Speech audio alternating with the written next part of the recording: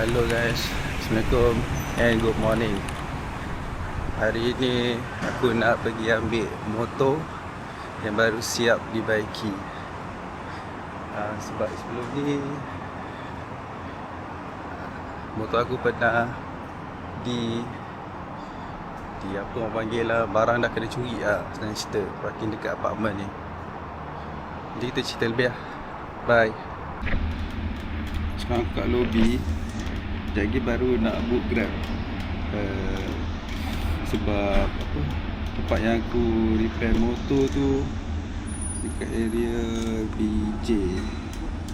So book Grab, so kita pergi ke sana. Kita tengok macam mana nanti motor. Mana Grab pun dah on the way. Naik Alza.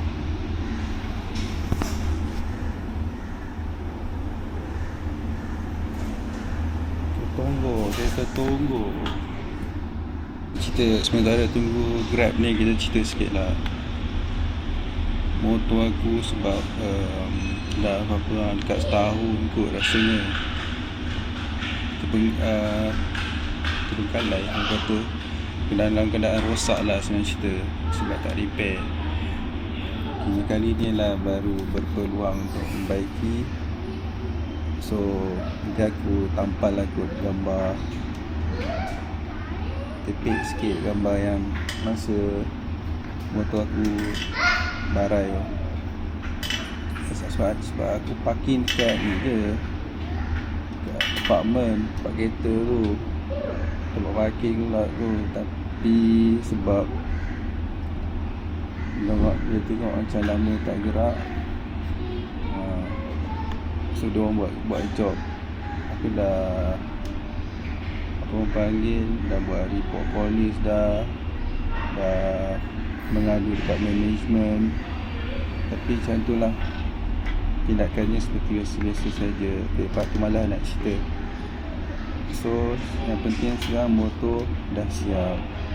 Kita tengok macam mana nanti. Alright, rasanya tu kot dah sampai. Kita pergi masuk. Okey, kita sudah masuk.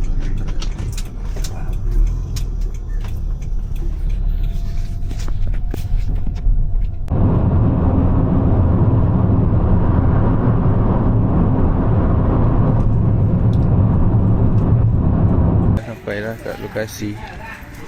Dia macam kat kawasan flat lah. Aku tak tahu kat mana sebenarnya. So kita akan sama-sama explore.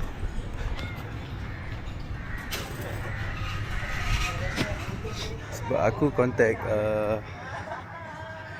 kedai apa, workshop ni lah through ni je, TikTok. Dapat nombor dekat TikTok. So kita sama-sama lah mencari dia. Harap jumpa lah. Ke kedai dia tapi tak buka tu. Kita tanya orang tu.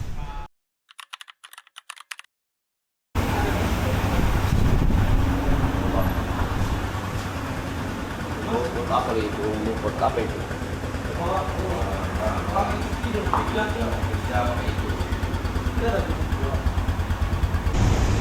Alhamdulillah sampai rumah sudah.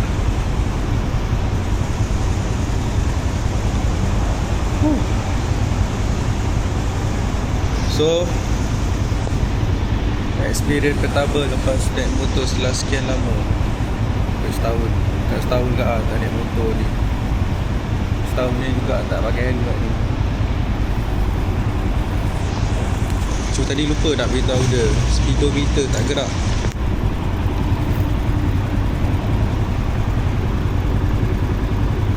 Patutlah rasanya tak pasang kot speedo. Tapi memang awal-awal pun memang dah barai dah motor ni. So dia terlepas pandang kot. Speedometer, apa lagi yang sikit-sikit je lah kot. Speedometer je lah, yang lain rasanya. So dengan ni cover exhaust Double exhaust tu dia salah beli. Dia beli version yang tak ingat lah V mana tak ingat. Tapi yang jenis yang baki yang besar sikit tu. Aku punya yang V4 yang awal-awal tu. So macam gitulah.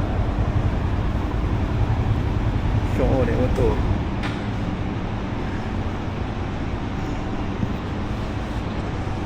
Tengok sikit lah.